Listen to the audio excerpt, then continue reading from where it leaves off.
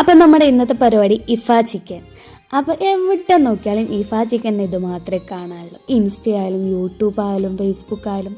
അപ്പോൾ പിന്നെ എന്തുകൊണ്ട് നമുക്കത് ഉണ്ടാക്കിക്കൂടാന്ന് വിചാരിച്ചു. അപ്പോൾ അങ്ങനെ എല്ലാം കൂടി ഞങ്ങളെല്ലാം നല്ല രീതിയിൽ മിക്സൊക്കെ ചെയ്ത് എല്ലാ സാധനവും എടുത്തിട്ട് ഏച്ചീൻ്റെ വീട്ടിലേക്ക് വിട്ടു ഗൈസ്. ഏച്ചീൻ്റെ വീട്ടിൽ നിന്നാട്ടോ ഉണ്ടാക്കുന്നത്. അപ്പോൾ ഞങ്ങൾ വിചാരിച്ച് കുറച്ച് ഗ്രില്ല് ചെയ്യാമെന്ന്. പക്ഷേ ഗ്രില്ല് കിട്ടാത്തതുകൊണ്ട് ഞങ്ങൾ കുറച്ച് പൊരിച്ചെടുത്തിട്ട് ബാക്കിയുള്ളത് ഇഫ ചിക്കന് വേണ്ടിയിട്ട് മാറ്റി വെച്ച്. അപ്പോൾ നമ്മളിത് മിക്സിയിൽ നന്നായിട്ട് മിക്സ് ചെയ്തെടുത്തതാട്ടോ ഇത്. നമ്മളെ വിപ്പിംഗ് ക്രീം, മയോണീസ്, ചീസ്, അപ്പോൾ അത് നല്ലോണം അതിൻ്റെ മുകളിലേക്ക് നന്നായിട്ട് ഒഴിച്ച് കൊടുക്കുന്നതാണ്. നല്ല രീതിയിൽ തന്നെ നല്ല തിക്കായിട്ട് തന്നെ കിട്ടിയിട്ടുണ്ട്. എന്താവുമെന്നൊന്നും അറിയില്ല, പക്ഷെ നല്ല അടിപൊളിയായിരുന്നു അതിൻ്റെ ടേസ്റ്റൊക്കെ.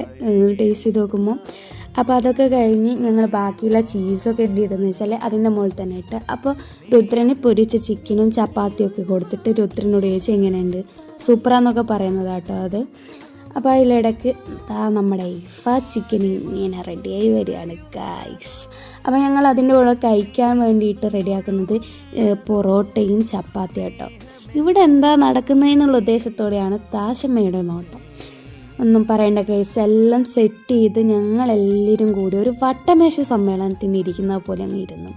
അപ്പോൾ എല്ലാവരും ഇത് കഴിക്കാൻ വേണ്ടിയിട്ട് സെറ്റായി നിന്നിരിക്കുകയാണ് കേസ്. വൈകുന്നേരം തൊട്ടേ ഒന്നും കഴിച്ചിട്ടില്ല, ഇത് കഴിക്കണമല്ലോ എന്നുള്ള പ്രതീക്ഷയിൽ. എന്തായാലും സംഭവം കിടുകയായിരുന്നു ഗൈസ്. എന്തായാലും മസ്റ്റായിട്ട് നിങ്ങളും ഒന്ന് ട്രൈ ചെയ്ത് നോക്കണത് എങ്ങനെയുണ്ട് എന്നുള്ളത്.